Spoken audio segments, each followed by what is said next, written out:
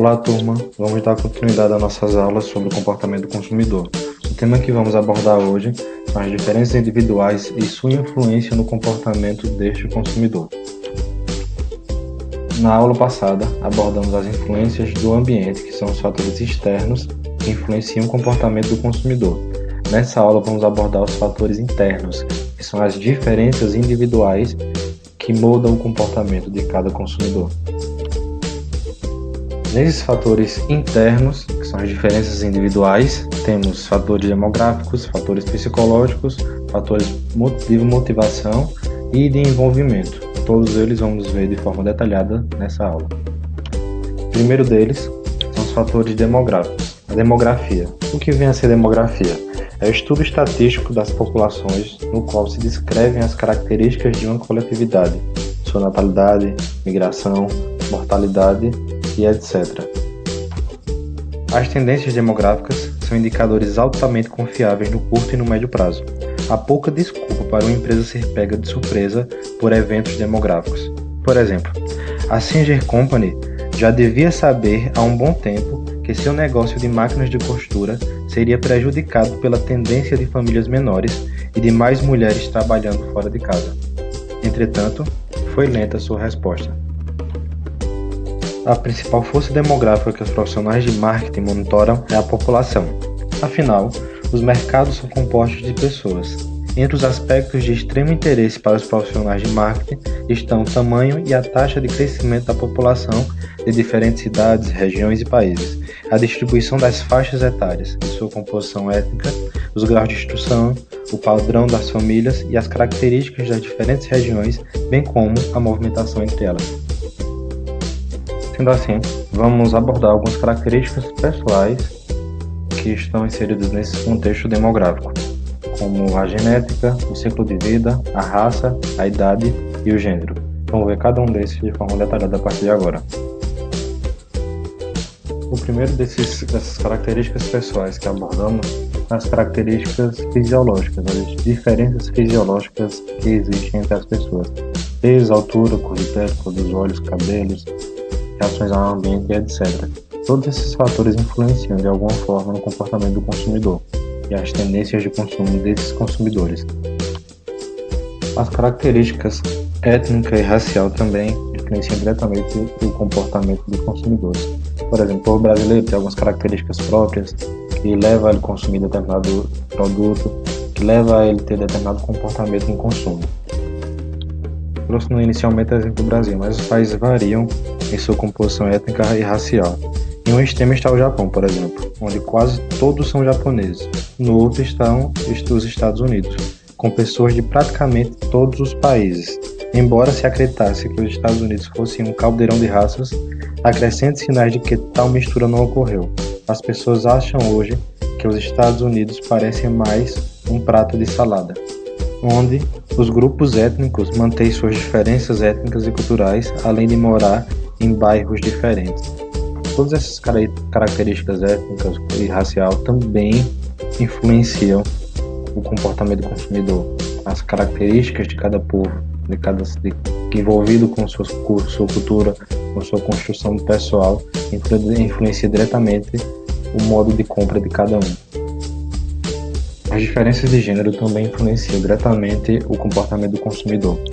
Temos homens, mulheres, androgenia, entre outras variações que estão surgindo a cada dia. E devemos ficar atentos a essas variações, a esse comportamento que está sendo diversificado a cada dia. Então, esse consumidor, ele merece uma atenção especial, porque ele está se desenvolvendo com características de comportamentos específicos. Então, devemos prestar atenção a eles. Um fator interessante que deve ser analisado dentro também do comportamento do consumidor e dessas variáveis internas, esses fatores internos que influenciam o comportamento do consumidor, é a questão da construção de um padrão de beleza. Aí eu fico com um questionamento para vocês. A beleza é universal? Existe um padrão? Existe algo a ser seguido? Pois bem, pessoal, com o passar do tempo percebemos que esses padrões de beleza que vemos hoje, a cada época ele se modifica. Ele tem uma diferença entre épocas, entre regiões, isso tudo influencia também o comportamento do consumidor. Qual o padrão de beleza que você está trazendo para aquela região, ou que aquela região já tem, já estabelece como padrão. E é importante frisar, como já foi dito, esse padrão muda, os ideais de beleza mudam com o tempo. Então devemos estar atentos a tudo que está acontecendo no mundo que influencia esse padrão de beleza. E qual a relação que existe entre esse padrão de beleza, o corpo e o consumo?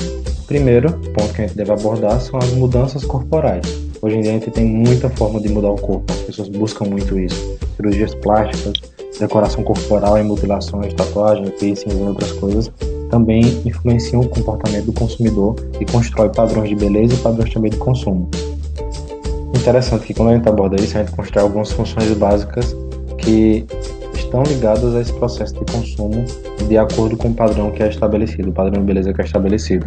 Por exemplo, de função, a gente tem a separar os membros de um grupo e não membros, de acordo com o padrão que é estabelecido, colocar um indivíduo no seu lugar em uma determinada hierarquia social, além de criar categoria de gênero, aumentar o apelo desse gênero, a conduta social desejada também é bem interessante para analisar, porque você constrói muitas vezes uma conduta social e só permite que as pessoas entrem no seu grupo social de acordo com aquela conduta. Aumentar o status social também, essa busca pela essa beleza, por essa mudança corporal ajuda. E senso de segurança também, muitas pessoas buscam essa mudança corporal para se sentir seguro. Vemos também hoje nessa busca incessante pela beleza, por esse padrão de beleza, também pessoas que buscam querer um rosto de um famoso. Eu quero um rosto famoso. Muita gente busca esse padrão, busca se parecer por alguém famoso. Também é uma tendência de consumo, também deve ser avaliada, também deve ser analisada. Para quem é da área, também deve ficar atento a essas questões. A idade também é um fator fundamental na hora que a gente vai analisar as diferenças individuais, os fatores individuais que influenciam o comportamento do consumidor. A idade é uma base fundamental de segmentação e desenvolvimento de produtos e serviços. Cada idade leva a um comportamento diferente e esse comportamento influencia diretamente o tipo de produto que eu vou comprar. A idade ela tem uma maior influência, é uma das maiores influências que tem em todas as variáveis. E por que é tão importante essa idade? A idade ela influencia, como eu já abordei, de forma muito direta o comportamento. Ela determina diferentes necessidades e desejos, ela tem forte relação com a renda, de acordo com a idade que cada um tem, a renda que cada um tem, determina tendências coletivas. Exemplo, envelhecimento da população leva essa população a se comportar de determinada maneira, a buscar determinados tipos de serviços. A idade nos leva a ter diferentes ciclos na nossa vida. E esse ciclo de vida também influencia diretamente o comportamento do consumidor. Então, o ciclo de vida classifica a pessoa segundo o momento e eventos principais da vida, como nascimento, casamento, divórcio, nascimento de filho, morte e etc.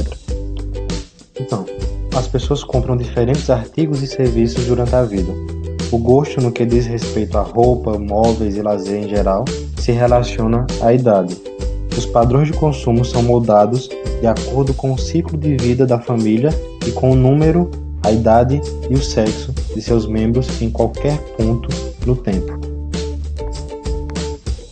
As famílias estão cada vez mais fragmentadas. No presente, a família tradicional composta por marido, esposa e 2 filhos está presente em um percentual muito menor de lares do que no passado. Adicionalmente, estágios de ciclo de vida psicológicos podem ser importantes. Os adultos vivenciam certas passagens e transformações ao longo da vida. Os profissionais de marketing também devem considerar transições ou mudanças na vida, como casamento, nascimento de filho, doença, transferência, divórcio, mudança na carreira, viuvez e o surgimento de novas necessidades. Isso deve alertar os prestadores de serviços, como bancos, advogados de família, conselheiros matrimoniais, consultores de recolocação profissional, sobre a maneira como eles podem ser úteis para o consumidor. Dentro do contexto ainda do ciclo de vida, a gente pode dividir esse ciclo de vida em 2 ciclos diferentes. O primeiro é o ciclo de vida tradicional, aquele que vai desde jovem solteiro até a viuvez e a aposentadoria. Cada um desses ciclos representa um momento diferente da vida do indivíduo que representa características diferentes. E essas características levam a um consumo diferente em cada período da vida da pessoa. No segundo grupo, temos o ciclo de vida adaptado aos padrões atuais. O consumidor hoje está totalmente diferente, a sociedade hoje está totalmente diferente, então os padrões mudaram. Antes a gente tinha um ciclo de vida bem padronizado e sequenciado. Hoje a gente tem uma mistura muito grande de pessoas e de comportamentos diferentes, e isso deve ser analisado de situação por situação. Então, dentro desse segundo estágio de ciclo de vida, que é adaptado aos padrões atuais, temos os jovens adultos, sem filhos, provedores sozinhos, pessoas que moram sozinhas, mas que têm filho para criar, não é daquela dentro de uma família tradicional. A gente tem aquelas famílias que são um pouco diferentes das tradicionais, que têm filhos, cônjuges em comum e por aí vai, e famílias estendidas, com família nuclear, mais avós e etc. Isso tudo configura os novos ciclos atuais, padrões atuais. E ainda, dentro das características individuais, dos fatores individuais, temos também os fatores psicográficos, a psicografia. Psicografia que pode ser conceituado como característica dos indivíduos que os descrevem em sua constituição psicológica e comportamental, como os indivíduos se ocupam, comportamento e quais são os fatores psicológicos subjacentes a esse padrão de atividade.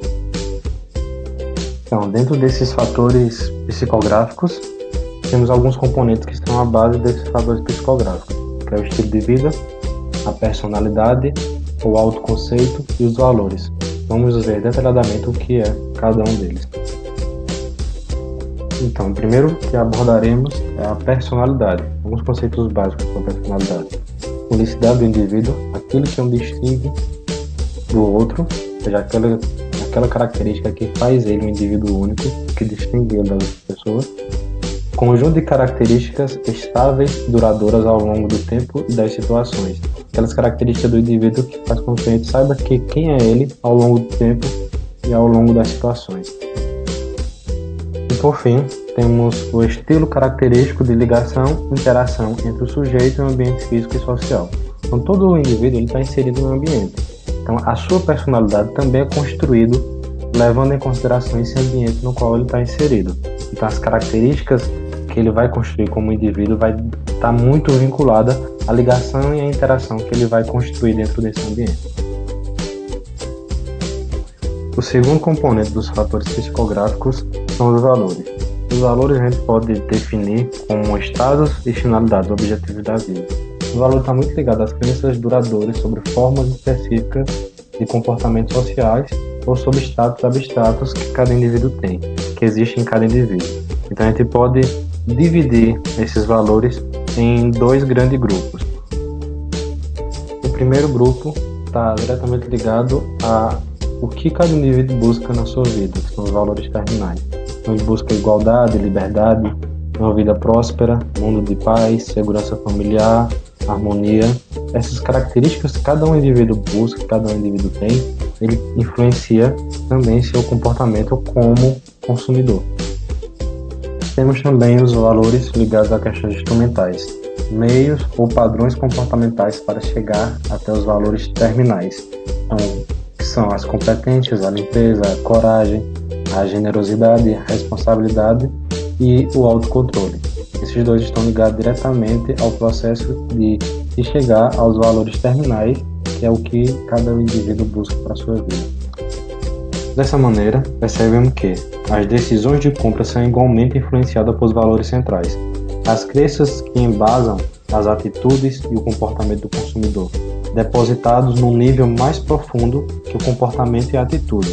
Os valores centrais determinam fundamentalmente as escolhas e o desejo a longo prazo. Empresas que buscam atrair consumidores com base em seus valores acreditam que, apelando para o subconsciente das pessoas, é possível influenciar o consciente, ou seja, seu comportamento de compra. O terceiro fator psicográfico que abordamos aqui é o estilo de vida. Cada indivíduo constrói uma característica própria de estilo de vida. Características pessoais estão vinculadas a esse estilo de vida. Contexto no qual a pessoa está inserida, como questões culturais, por exemplo, também interferem. Necessidades e emoções também está ligado. Isso tudo constrói o estilo de vida, constrói um padrão de atividade das pessoas. isso influencia no seu comportamento como consumidor. E ainda, pessoas de mesma subcultura, por exemplo, classes sociais e ocupação, podem ter estilo de vida bem diferente. Um estilo de vida é um padrão de vida de uma pessoa expresso por atividades, interesses e opiniões. O estilo de vida representa a pessoa por dentro, interagindo com seu ambiente. As pessoas procuram estabelecer ligações entre seus produtos e os grupos de estilo de vida. Um fabricante de computadores, por exemplo, pode achar que a maioria dos compradores de computador é empreendedora. Essa empresa pode, então, direcionar a marca mais claramente para o estilo de vida de um empreendedor. Dessa maneira, os profissionais de marketing estão sempre descobrindo novas tendências no estilo de vida dos consumidores.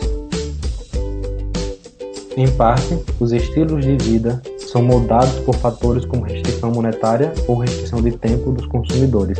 Empresas interessadas em atender a consumidores com restrição monetária devem criar produtos e serviços de baixo custo. Por exemplo, Walmart, ao atrair esse tipo de consumidor com restrição monetária, tornou-se o maior varejista do mundo. Com seu slogan "Preços baixos todo dia", enxugou dezenas de bilhões de dólares da cadeia de suprimento do varejo, repassando a maior parte dessa economia para os clientes na forma de descontos monumentais. Ou ainda, as empresas, quando colocam como foco os consumidores que têm restrição de tempo, elas têm que ter em mente que estes consumidores eles estão propensos a fazer multitarefas, isto é, duas ou mais coisas ao mesmo tempo. As empresas devem ficar atentas quando colocam como foco o consumidor com restrição de tempo. Por exemplo, as empresas que têm como categoria os alimentos processados, elas têm que ter ciência de que os consumidores buscam a ilusão de que não vivem sob tal condição. O setor de alimentos tem até um nome para aqueles que buscam conveniência e algum envolvimento na cozinha, que é o segmento de conveniência e envolvimento. Também, dentro do contexto das categorias psicográficas, temos o autoconceito. O autoconceito nada mais é do que as crenças de uma pessoa sobre seu próprio atributo e como ela avalia essas qualidades. Sempre entra num questionamento: eu real e o eu ideal. Sempre tem o eu, aquela pessoa que está lá, a realidade dela e o que ela busca como ideal de pessoa. E esse autoconceito está muito vinculado ao processo de consumo, que a gente pode dizer que é o eu estendido, a incorporação dos produtos ou marcas à sua autoimagem. Você constrói uma autoimagem com base nesses conceitos que você tem do eu, do que você é, tanto o real como o ideal. E esse eu, ele pode ser dividido em alguns níveis. O primeiro nível é o nível individual, por exemplo, quando eu escolho um tênis de marca. O segundo, nível familiar, quando eu escolho a casa pensando não só em mim, mas na família. O terceiro nível, o nível de grupo, exemplo, o time que eu torço, Flamengo, Corinthians, Sport, por aí vai. E, por fim, o nível comunitário, que é algo maior, algo que vai dentro de um contexto mais comunitário, mais societário. Esses fatores psicográficos ajudam na construção do perfil do consumidor, no perfil das pessoas que a gente está atendendo. A gente constrói esse perfil com base nessas características que a gente construiu. E a base dessas características são as atividades, interesses e opiniões dessas pessoas. No final, ela vai resultar num perfil psicográfico. O perfil psicográfico nada mais é do que um modelo que é construído com base nos valores e no estilo de vida de cada indivíduo. Dando prosseguimento, como estamos abordando fatores internos de cada indivíduo no processo de decisão de compra, no processo de motivação do seu comportamento como indivíduo, não podemos deixar de lado a questão da motivação. A motivação nada mais é do que uma força motriz interna dos indivíduos que os impele à ação, ou seja, que estimula e que força a pessoa a agir de determinada maneira. E essa motivação, ela tem como base primeiro, como está mostrado no esquema na tela, as necessidades e desejos não satisfeitos. Essas necessidades e desejos que não são satisfeitos, ela gera alguma tensão. E essa tensão, e para atender essa necessidade, ela gera algum tipo de força. Essa força nos leva a algum tipo de aprendizagem ou algum processo cognitivo. Esses processos cognitivos podemos citar a percepção, a atenção, a memória como exemplo. E essa força nos leva a determinado comportamento. Esse comportamento pode nos encaminhar ao alcance do objetivo ou à satisfação dessa necessidade que foi estabelecida inicialmente, e dessa maneira vai existir uma redução da atenção. Ou quando é frustrado a satisfação e o atendimento dessa necessidade, gera novamente uma nova tensão que inicia novamente todo esse processo. A motivação, ela pode partir de vários caminhos diferentes, a motivação que cada indivíduo tem. E existem diversas teorias que estão vinculadas a esse processo de motivação. Aqui a gente vai citar a mais comum de todas, que é a teoria das necessidades de Maslow. Então, o que nos motiva são as nossas necessidades. E que para Maslow, as necessidades elas são constituídas de forma piramidal. Existe uma pirâmide das necessidades. A gente pode dividir em dois tipos, a ordem mais baixa e a ordem mais alta. Na ordem mais baixa nós temos as necessidades fisiológicas, seguido da segurança e o amor e a integração. E na ordem mais alta temos a estima e a autorrealização. E a de baixo para cima é a sequência de satisfação dessas necessidades. Como vimos, o consumidor ele é motivado por suas necessidades. Mas fica um questionamento: o marketing cria alguma necessidade? A resposta é não. O marketing pode tornar o consumidor consciente de necessidades latentes, mas, fundamentalmente, o marketing cria desejo de consumo. Ou, depois do desejo de consumo, o consumidor pode transformar esse desejo em uma necessidade, mas, inicialmente, o marketing cria desejo de consumo. Então, podemos diferenciar desejos de necessidade. Necessidade é algo mais geral, já desejo é direcionado a um produto específico. Como, por exemplo, eu querer determinada marca de determinado celular. Eu quero porque eu desejo aquele produto específico. Mas muitas vezes esse desejo está ligado a alguma necessidade. Porque eu tenho uma necessidade interna de melhorar meu processo de comunicação. E essa marca vai me ajudar a isso. Então, os desejos levam muitas vezes às necessidades e vice-versa. Temos agora o último dos fatores internos e das diferenças individuais, que é o envolvimento. O que vem a ser envolvimento?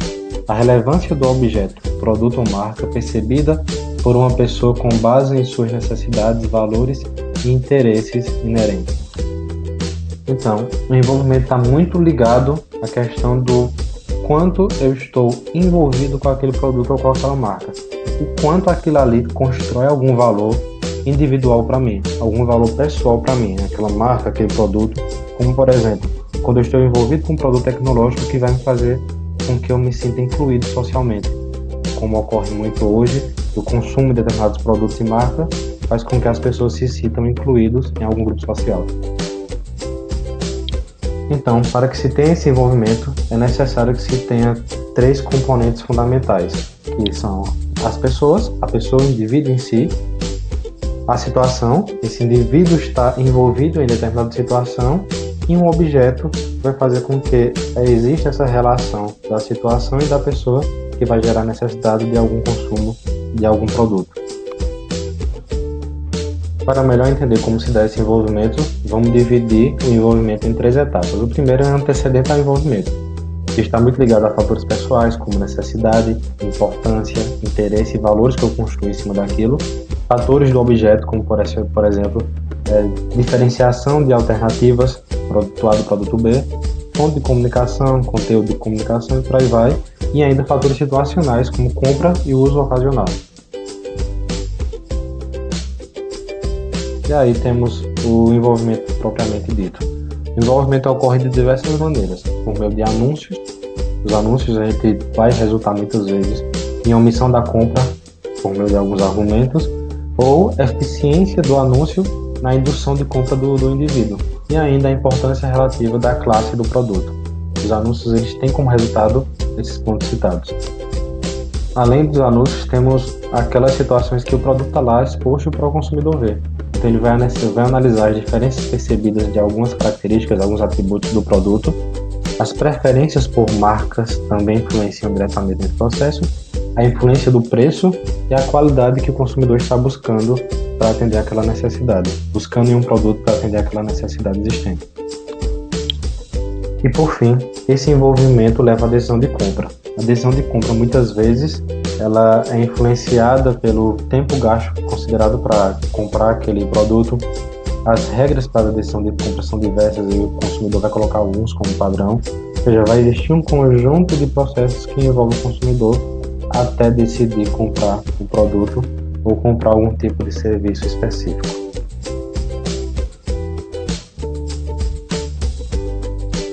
Bom, pessoal, essa foi mais uma aula sobre o comportamento do consumidor. Abordamos nesta aula os fatores internos, diferenças individuais dos consumidores. Na próxima aula, abordaremos fatores psicológicos que influenciam também no comportamento do consumidor. Até a próxima, pessoal.